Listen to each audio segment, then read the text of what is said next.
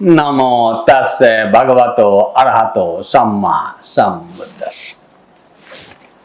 मैं प्रोफेसर रमेश प्रसाद, विभागाध्यक्ष पाली एवं थेरवाद विभाग, संपूर्णानंद संस्कृत विश्वविद्यालय वाराणसी। हम लोग दंपत पर चर्चा कर रहे हैं। दंपत की 3 गाथाओं को देख चुके हैं।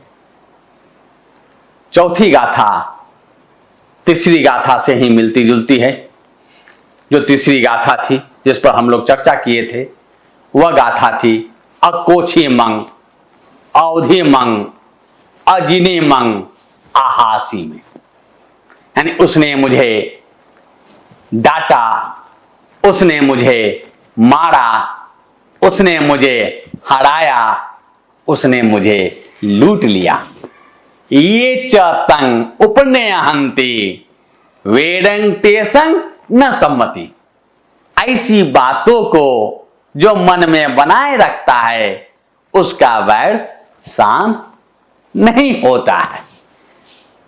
यह दंपत की तीसरी गाथा है। इस पर चर्चा हम लोग कर चुके हैं।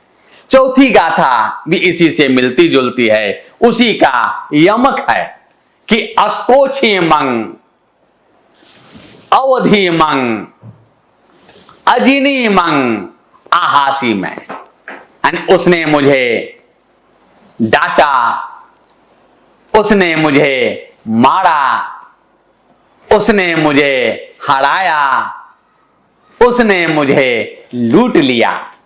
ये चतंग न उपनयहंति। इन बातों को जो मन में नहीं बांधे रखता है, मन में गांठ नहीं बांधता है, इन बातों को जो भूल जाता है, वेदं तेसंग उपसम्मति, उनका वैर शांत हो जाता है। यही 2 गाथाएं तीसरी और चौथी है।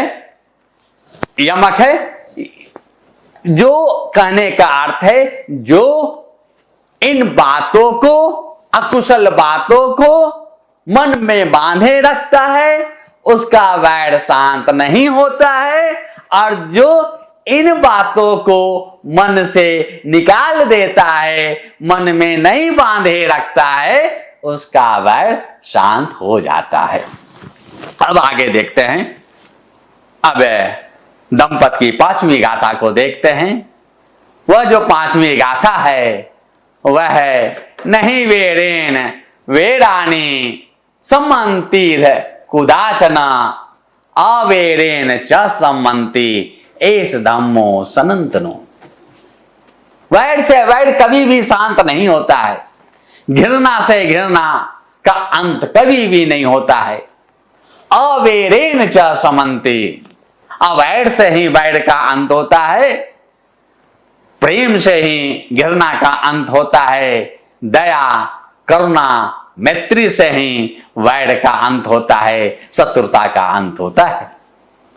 एस धम्मो सनातनो, यही सनातन नियम है, यही संसार का नियम है, यही हमेशा की परिपाटी है कि यही होता है आया है कि वैर से वैर कभी भी शांत नहीं होता है, और वैर से ही वैर को शांत किया जा सकता है।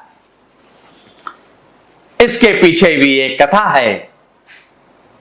भगवान श्रावस्ती के जेतवन महाविहार में विचरण कर रहे हैं, निवास कर रहे हैं। कहानी शुरू करते हैं। एक गृहस्थ की पत्नी निसंतान थी, जिसको बांझ कहते हैं। परिवार वाले संतान नहीं होने के कारण उस महिला से बहुत नाराज थे। तो उस स्त्री ने अपने पति का विवाह दूसरी महिला से करवा दिया। नई महिला का घर में आगमन होता है, नई सौतन आती है। अब जो पहली महिला है वह उससे ईर्ष्या करती है, वह मन से प्रसन्न नहीं है, उससे वैर करने लगती है। उसका जब बच्चा होता है दूसरी महिला का, तब वो ऐसी दवा दे देती है कि उसका गर्भपात हो जाता। इस तरह से 1-2 बार घटना घटती है। फिर अंत में जब फिर वह गर्भ धारण करती है तो वह ऐसी दवा देती है कि गर्भ के साथ उस महिला का भी देहांत हो जाता है, वो महिला भी मर जाती है। अब उसका दोनों का जो वैर है, अब देखिए अगले जन्म में फिर दोनों जन्म ग्रहण करती है, दोनों में वैर बना रहता है। अब वैर कई जन्मों तक यह चलता रहता है। बौद्ध धर्म जो है केवल इस जन्म को नहीं मानता है, क्योंकि इस जन्म में जो हम कर्म करते हैं उसी कर्म का परिणाम हमारा अगला जन्म होता है।